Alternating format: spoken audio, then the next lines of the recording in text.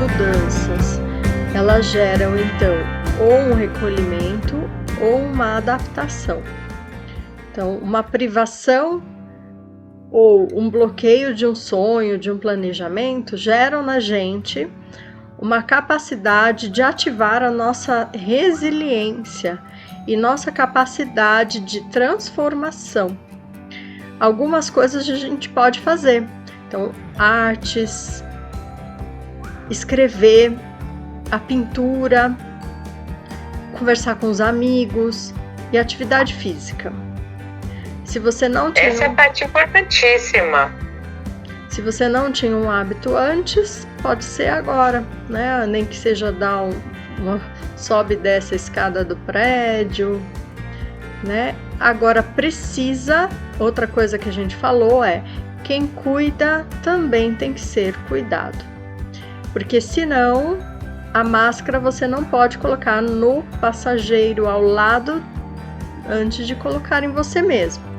Se você não está bem, não dá para cuidar do outro. Precisa se recolher, se cuidar, se acalmar para cuidar do outro. Esse controle. Medo, justo, cobrança, né? Isolamento, bloqueio, falta de perspectiva, são várias coisas ao mesmo tempo nesse momento. Posso generalizar, não. A questão é que coisa toda essa avalanche de coisas veio ao mesmo tempo.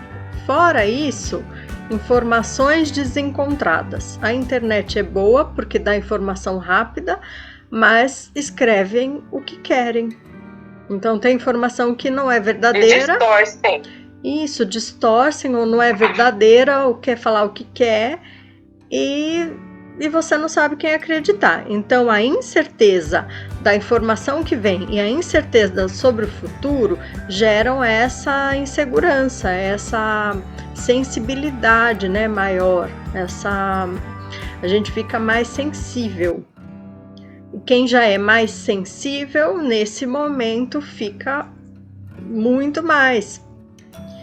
Agora, se você já tem essa sensibilidade e ainda precisa cuidar do outro em casa, com vários aspectos, então, tanto dos pequenos quanto dos idosos, são questões de cuidar diferentes. E se você, então, está mais sensibilizado nesse momento por uma fragilidade do contexto atual e do futuro, para cuidar desses outros grupos em casa, acaba sendo mais difícil mesmo. Precisa fortalecer em casa quem cuida do outro. Valor. E a Adriana, que é a autoridade aqui, que é a médica, vai explicar um pouco para vocês em resumo. Senão nós vamos ficar 2 horas falando aqui, né? O que é a questão da saúde mental. Então nós falamos que é importante a gente ter um equilíbrio entre o pensar, o sentir e o agir. Se a gente não tem o equilíbrio entre essas 3 partes, a gente adoece de alguma forma. Nesse momento em que a gente foi obrigado a ter uma privação de algumas coisas, ou mudança, ou sonhos postergados, a gente precisa resgatar uma resiliência maior, uma capacidade de modificação, uma capacidade de mudança, de transformar. E como é que a gente faz isso?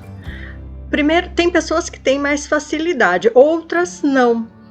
Às vezes a gente precisa de um empurrãozinho, vai ser ou por um amigo, ou para nossas lives, ou por uma atividade online. E uma das coisas que podem ser feitas são pinturas, diário, a revisão do quadro dos sonhos, quando você faz no começo do ano as suas propostas para o ano. Nesse momento é o horário de revisar, é o momento de revisar esse seu quadro dos sonhos. Então, se você tinha um curso que ia fazer, uma viagem, outra coisa com a sua família, precisa rever. Outra coisa que a gente também falou é: quem cuida tem que ser cuidado. Se você tem uma pessoa em casa que necessita de um auxílio, agora que o trabalho ficou mais restrito, não necessariamente você tem um profissional que estudou para que faça esse cuidado com os pacientes.